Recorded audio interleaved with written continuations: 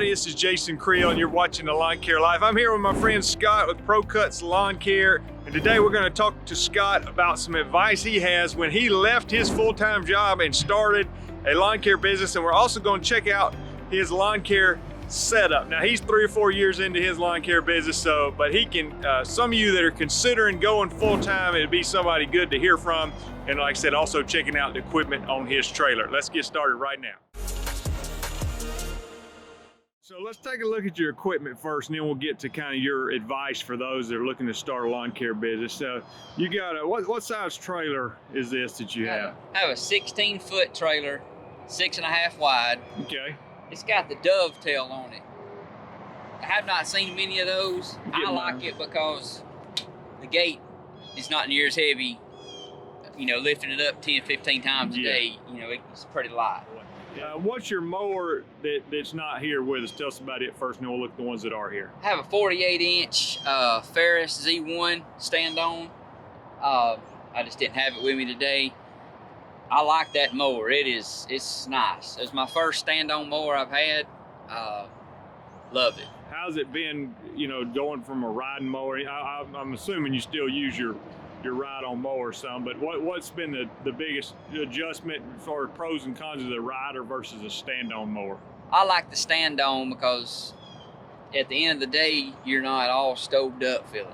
Your back is not, you know, you can still walk around after using it all day. It's quick, very versatile. That 48, it's small. You can get it wherever you need to pretty much. Just easy handling. So what do you use your ride-on mower for? Is it a, we'll get to that one here just a minute. Is that a 52-inch? It's a 60. Oh, it's a 60, it's okay. A 60 so you use that on like a bigger property, I guess? I've got some bigger properties, fields, bigger yards and stuff that I use it on. It's just, of course, a lot faster. Are you side discharging with both of them, or does one of your mowers have a mulch kit on, or how do you got them set up? Both side discharge right now. I'm thinking about getting the shoe blocker for this one, and because I mean there is times where you need them. You got flower beds, you got roads. Yeah. The more you use one, the more you figure out where you need them. Yeah, I like those chute blockers because you can open them when you need to and close them when you need to. All right, so tell us about this mower here. We mentioned it, but what's your ride-on mower that you got? This is the 60-inch radius X-Mark, the X Series. All right. Is the X Series, I'm assuming, I can't remember all the differences, but it has a better seat on it. It's got a better seat. If I'm not mistaken, it's got the bigger drive motors. The 3400 drive motors. Got the Kawasaki motor. What year model mower is this? This is a 19, I think it is. Okay, so how many hours you got on it? I've got 615. Oh man, you're putting some hours on your equipment. In 2 years, you're using them.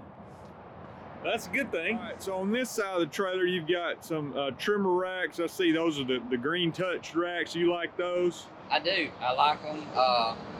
This spring loaded, that's pretty nice because sometimes if you get in a hurry, you forget to close it on the other ones, and they're nice. And you got this is one of the combi tools. So what, do you have like some other attachments for this? I do. I've had this pretty much since I started, I think.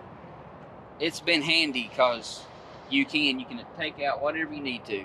I usually just keep my edger on it, but I've got the edger, the weed eater attachment, and the hedge trimmer right now. Okay. And it's just handy because you got it all. There is a downside because if your motor went out, but I haven't had that problem, so it's been real good to kind of like a Swiss Army knife for a weed eater. I got you. And then your blower here is a Steel 700. It looks fairly new. How long have you had it? I got this one for Christmas. I got it early, but I got this one for Christmas.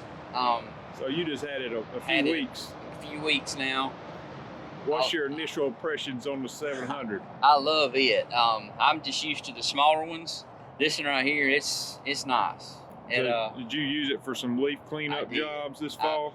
I took a few clips of it on my phone for blowing leaves. It's super nice to me. It's not the, I guess the Cadillac now, because they've come up with so many more. But they always make it a bigger one. It's super nice. Yeah. Well, it makes a difference having a big blower. It does.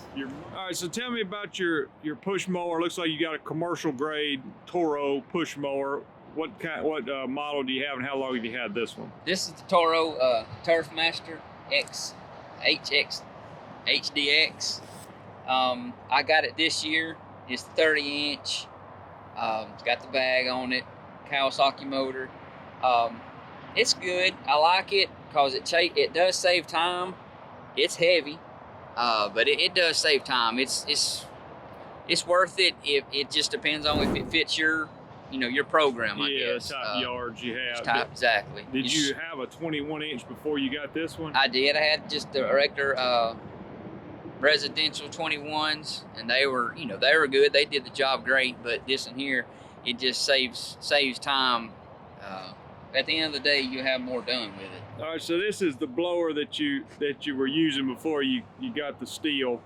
Exactly. So what blower is this? This is the PB 58010 Echo. I mean, it done the job. It done great. I've had it for probably 2.5, 3 years. No complaints. I mean, it done fine. Done everything I needed to do. And you've got the Equipment Defender blower rack, I see. Yes, sir. I got it on this side right here. Okay, and then what is that ninja head you got on that thing? I had a job last week. I used a blade on it, so I usually have my weed eater head on this one, but I used the blade to have to do some bushwhacking with this. So when you're doing your string trimming, do you use this Shindawa, or do you use one of the steels? What are you using mostly? I use the steel now. This one's older. It's it's still a good machine. This is a lightweight machine. I don't know the specs on it, but it's very powerful. It's still a nice machine, but of course you get new equipment, so you just use new stuff. Yeah, I've heard good things about the 94R. Do you have any differences between the 94 and the 91, which is your other one? I like this one. It's lighter. Don't seem quite as loud, but it's lighter. Just always the one we grab and go with, because most of the time it's on the side where when I got help, that they come out and grab it and go with it, because it just all around good machine. How have you enjoyed the Darwin's grips? I've got one of those as well. I love these. I've had these for 3 years, I believe. I think not long after they first come out with them. As you can see, the paint's knocked off of them. I've repainted and tried to put grip, and it just wore them out. And I wouldn't go without them. Yeah, that guy's from Alabama like we are, so yeah, we're supporting local. Exactly. All right, well, thanks for showing off your equipment, but I want to ask you about something. I know you and I met probably 4 years ago or so by now. I can't. What year did you? We're just finishing up 2020 at the time of this video. So what was this, your third, fourth year in the business? This will be my fourth. I think I started part-time 2016. Okay. Somewhere around the end of that year, I think it was, is when I went ahead and went full-time. And I remember talking to you back then, because you were having to make a decision about whether or not to leave your full-time job to start your lawn business, because you were working a job and doing lawns on the side, but it was kind of one of those deals where you'd sort of maxed out what you could do part-time, and you had to either just start turning down business and keep it part-time, or go full-time, and you made the decision to go full-time. So take me through that decision, and was that something that, looking back, do you have regrets, or is it the right move, and how difficult was that at that time? Well, I remember we'd contacted each other, we'd talk, some whatever, and I was working up, and things were just adding up. I mean, it seemed like every week I was getting a new yard. And I remember asking you, what point would you think would be a good point to go out on your own? And you said, I think you'd also told me that don't hold you to it, but I think you said about, you would go, if you had 50 yards, 50 nice clients, that would maybe should be a good number. So I got to that, And I discussed it with my wife. We talked about it, prayed about it, and it was either I had to quit one or the other. I couldn't do both at the same time. So it was, I guess, a no-brainer for me where I was at. I just went ahead and left. Of course, you got questions and thoughts and doubts about it, but it never stopped. It just kept rolling in. My main thing when I started is people told me, if you'll just show up and do what you said you're going to do, and you're hired, and I'll keep you. And they said they can't get nobody to show up. Yeah. So it was, on my part, it was easy. Where I was set up at, it was easy for me to make that decision. I wouldn't trade it for nothing. I know I've seen you, you're very active in some of the local Facebook groups. Seems like whenever somebody's looking on there for somebody to do their lawn, I see Scott with Pro Cuts Lawn Care pop up, whether it's you or somebody that recommended you. So what other things have you done to be able to build your client base?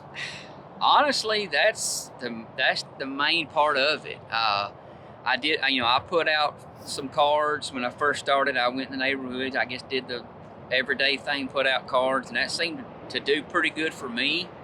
Then it's just, I know, I guess this is old school, but word of mouth helped me out a lot.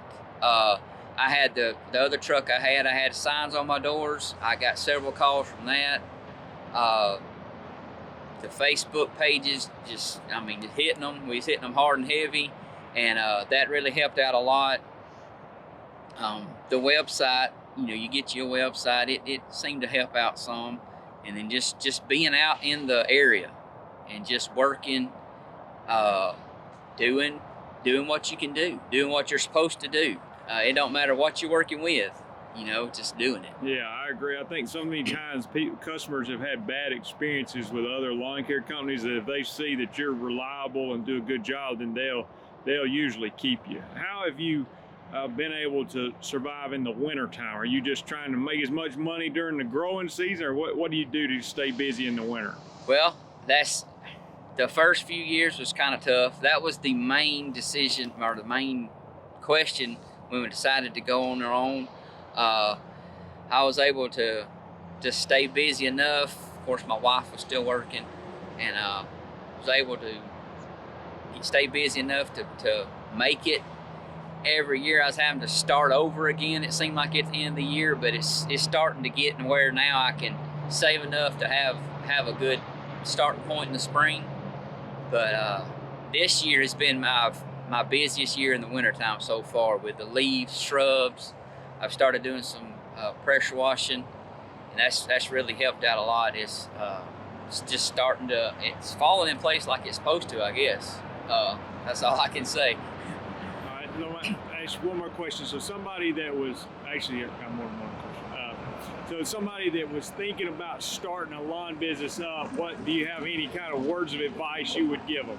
And when you came walking up this morning, I couldn't help but notice you had on some Cujo work boots, and they look like you've had them for about 2 years, and you told me you just got them for Christmas, which was a few days ago. So you've obviously been wearing them, and I asked you about them. You said you like them. So let's check out your Cujo boots here. And how would you say as far as the comfort? And you've had the shoes already, is that true? Yes, I've had the shoes, probably, I know 2 if not 3 pair of shoes.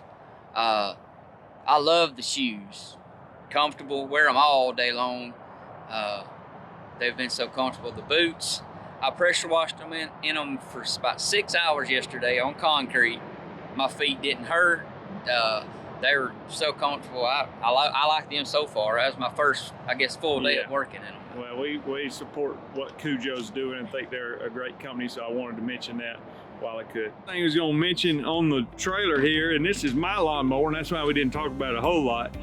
Scott, the reason he came by today, he asked me the other day, we were talking, he said, I'm thinking about getting a Starist, and was asking me about my Starist, and I said, why don't you just come over and borrow for a couple days. Now, if somebody calls me up and asks to borrow my lawnmower, I'm not going to let them, but I know Scott, so that's the reason I let him come get it for a couple days and try it out and just see how he likes it. So anyway, this is my 60-inch Starist, and he's going to see how he likes it for a couple days.